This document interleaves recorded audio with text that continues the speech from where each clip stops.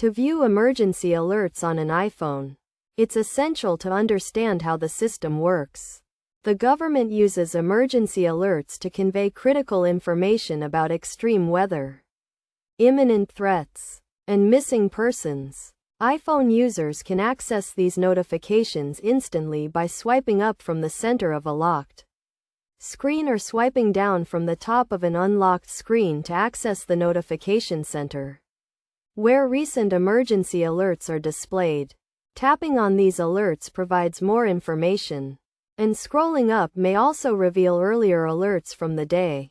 Additionally, past emergency alerts can be viewed by going to the Settings app, selecting the Notifications tab, and then choosing Emergency Alerts, which allows users to browse through all previously received alerts.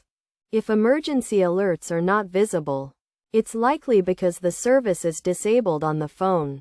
To enable it, users must ensure that government alerts are turned on in the Settings app.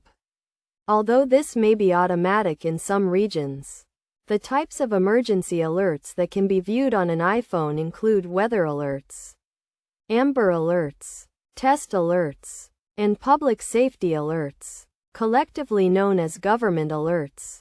Users have the option to toggle these alerts on and off individually in the Settings app. The process of viewing emergency alerts is relatively quick, taking around 15 seconds to check instant alerts from the notification center and approximately 45 seconds to check older ones in the Settings app. Apple designed this feature to facilitate rapid dissemination of information, making it simple and hassle-free to stay informed about emergency situations. By following these steps, iPhone users can easily access and view emergency alerts, staying up to date on critical information that may affect their safety and well-being.